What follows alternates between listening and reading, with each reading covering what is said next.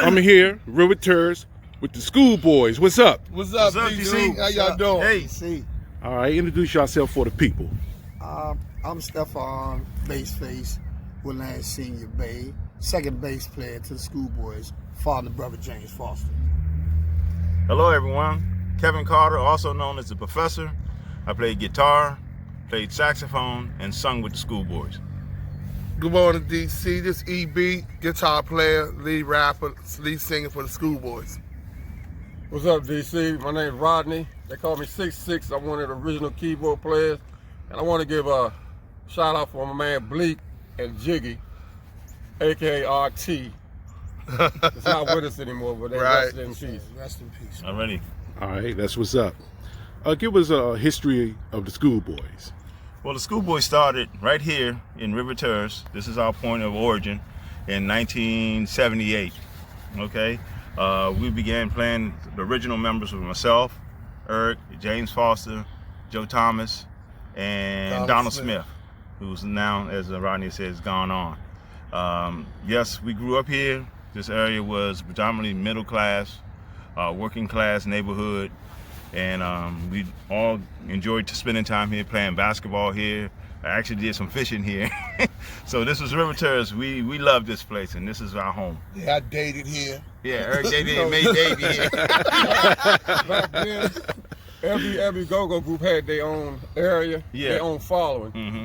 Schoolboys, River Terrace was the Schoolboys' home base, and that was the following for the Schoolboys was River Terrace. And Northeast. Right northeast. Northeast. This like where we touched down at, right back there in that hut. Yeah. We'd gather together on a Saturday and man, let's play. 800 and Mickey. Yeah, don't blame it on that. And we sit right there and play till it get dark, till the police come shut us down. And man, I loved it. It's a good spot. Yeah, those are some of our outdoor rehearsals.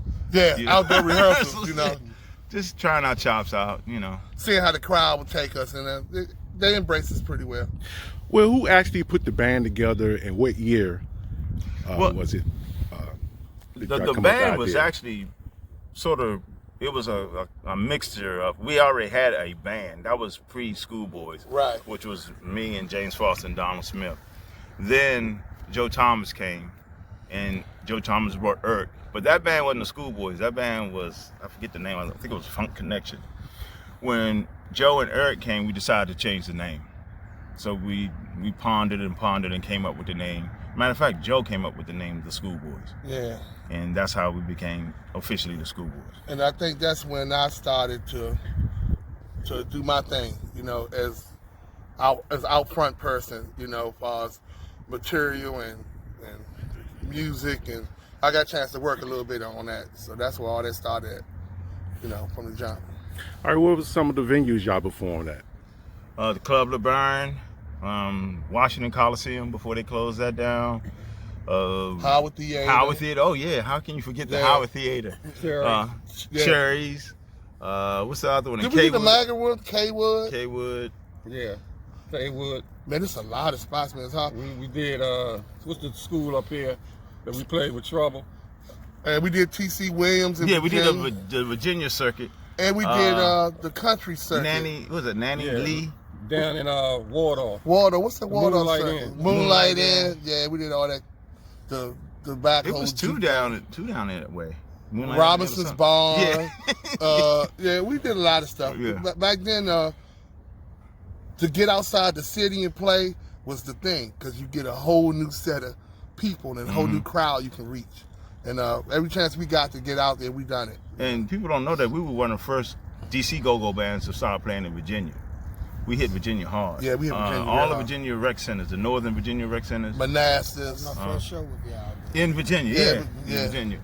Yeah, we were known in Virginia before any of these DC bands got a chance to get to Virginia. And that's where we had our most fun in Virginia, because the crowd embraced us, because they really ain't had nothing to do back then. When we come down there, they thought we were stars. yeah, we was like stars. You can't forget Wilmer's Park. Yeah, Wilmer's Park. That was the other one. That's Yeah. where everybody showed up and played. Yeah. Big boys. Then we did.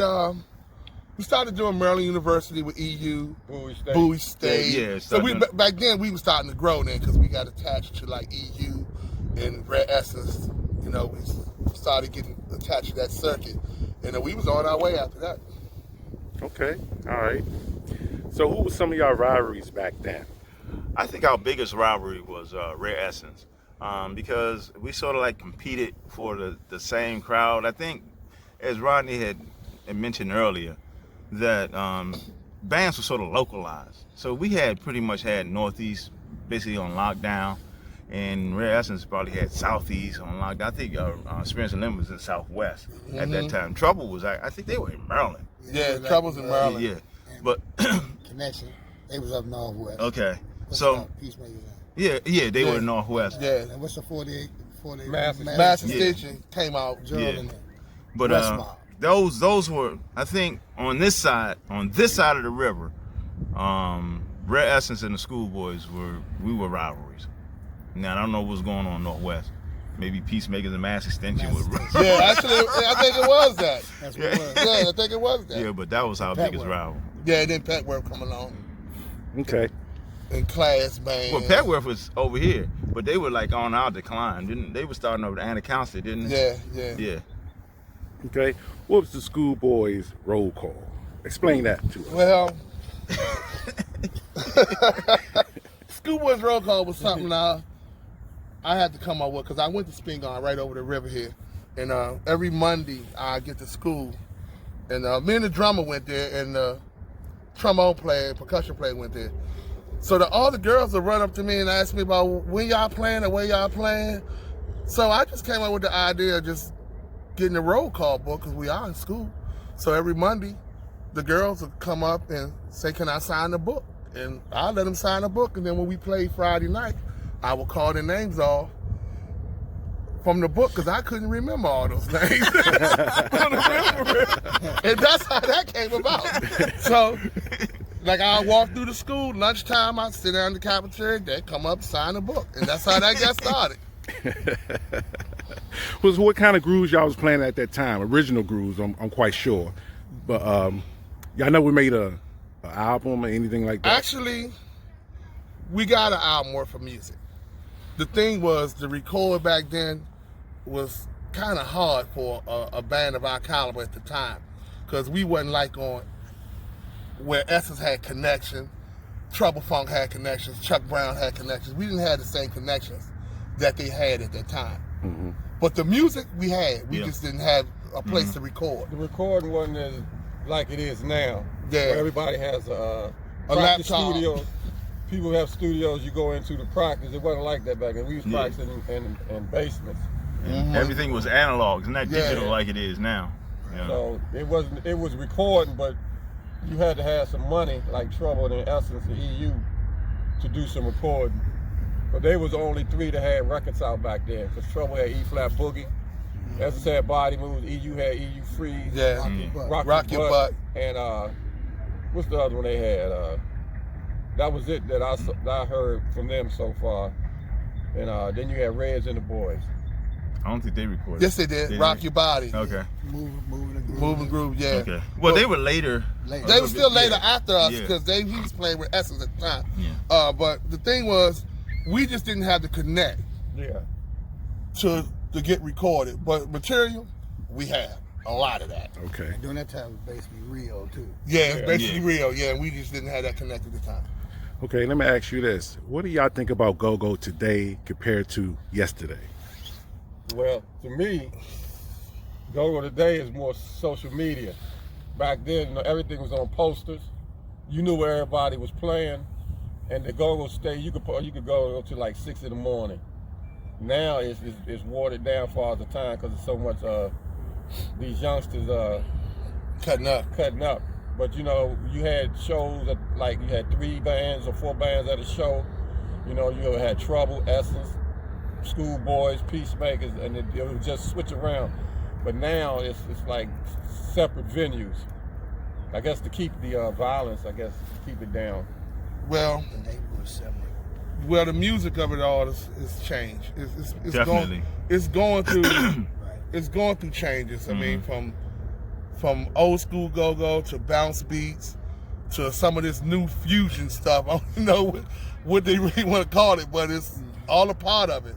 But for me right now, we tried to do some originals out of our mind, and then we'll put a go-go swag flavor to it. Am I saying that kind of right? Yeah. You know, we'll take the R&B and we'll swag it up and drop a DC beat in it. Yeah. And that's just how we get down nowadays. And that right there, you know, and when you say, you know, like taking the cover tunes and making somebody else's song sound good, that's basically what my philosophy of Go-Go then and Go-Go today.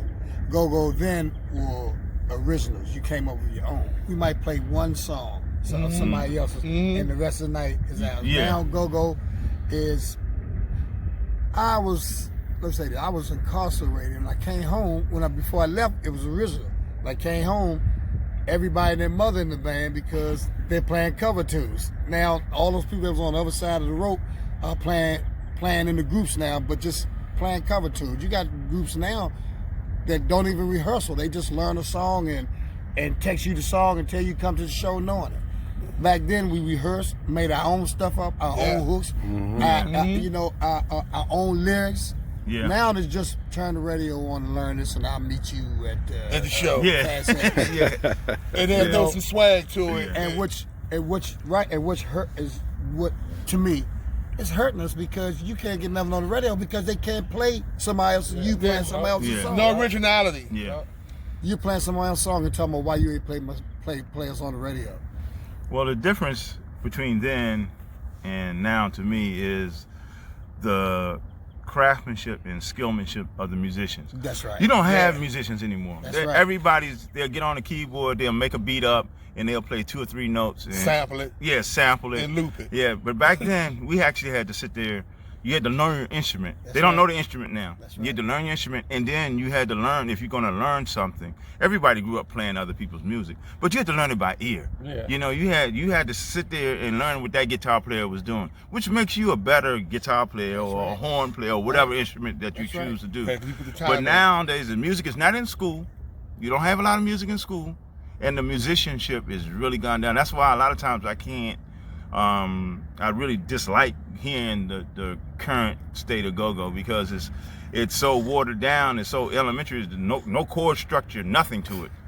just there. No disrespect, but it is what it is. Yeah. But when I got with the Schoolboys, before I got to Schoolboys, I was with a group called Black Raven, and we used to play up the Ebony Inn every Friday, Saturday, and we did a show with Rare Essence. This is when Go-Go first came out at St. Thomas More, and we in there playing the OJs and all this old music, top flight music.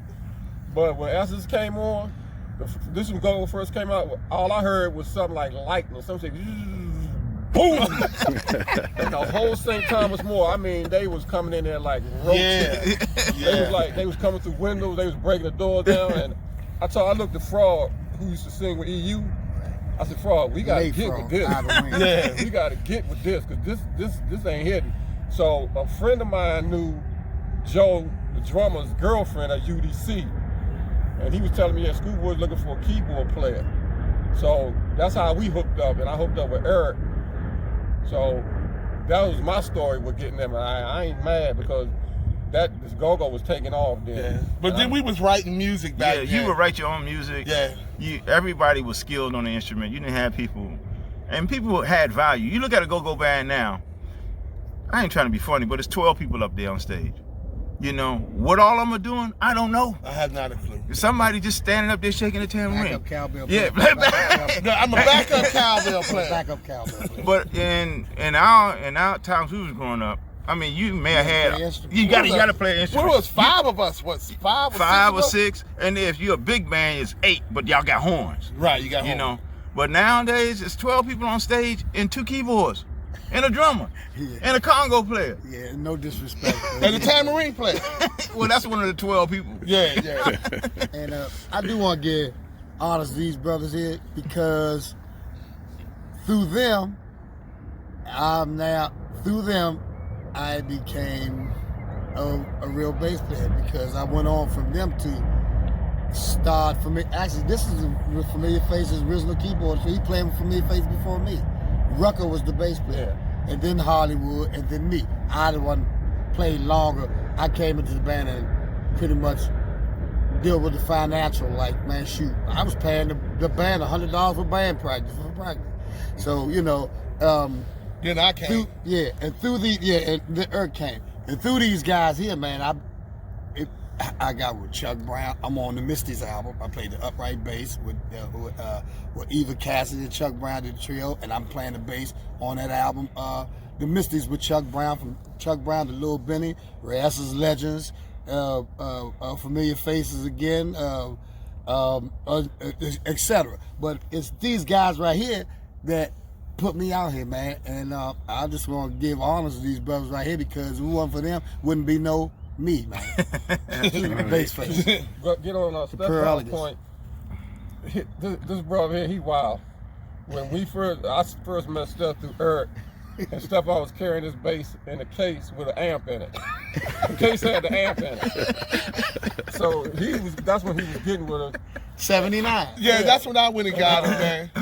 That was 1979. I seen his old group Legacy, and God bless my brother Sterlo. Yeah. But rest in peace, man. Original lead talker for Familiar Faces. He was Stefan was pumping in, and nobody knew him.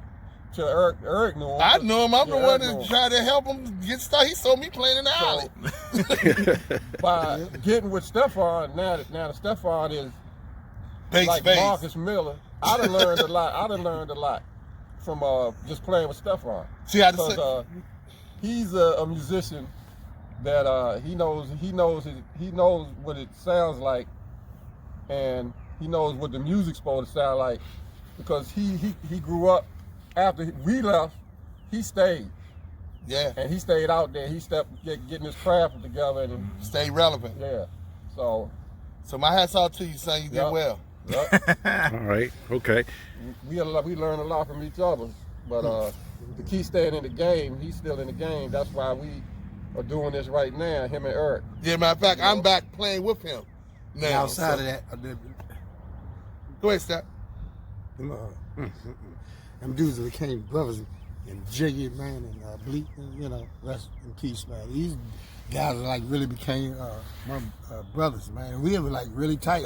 That's another even thing after I left the band, that you we were mentioned. tight. It was more like a family band. Yeah, we was family. It was, we actually enjoyed spending time with each other. When rehearsal was done, we cut up. yeah, I mean, but we spend time with each other. Like a lot of bands now, It was a family. you say goodbye at rehearsal, and everybody just shoots. Yeah. they get We in their right car down and they here. go. We come down here and We cook rehearse, out. cook out, And work out. work Yeah. out, play basketball together, play sports together, just do whatever we want to do. We spent a lot of time together. Actually, I don't think it was any day when we was going good that we weren't in contact with each other. I don't believe it wasn't no day. Kevin with the blue van. Yeah, Man, we be Party. everywhere. yeah. School So we boys. was always doing something together. Okay. All right. Let's talk about the reunion. Here. Now, we're working on. Matter of fact, Pearl Elegance, which me and Eric playing together now. We about to start here, the 2nd of May, which we're going to work on the reunion with the school boys, and that's going to be in the making. We'll get in touch with James Foster. We'll work it out, man. You know, because it's one big family, like we said. And white boy. We try and get all the original bands and do something together. You know, so I'm gonna work with that, and then we've been dealing with each other. White boy, a good friend of mine, and he gonna be a part of whether he like it or not. Okay. It's definitely gonna happen. So just stay tuned, man. Yeah, Okay. stay tuned. We're gonna have to. I'm gonna want to go over a few originals that we had back in the day that I know was tight, and It's gonna be a nice project. teach it back to the band, reteach it Nice project. back to the band, and we're gonna make it happen. So just give us a minute. We working it out. Okay. I'm gonna throw some names out there. Give me your opinions about these brothers. Funky Ned.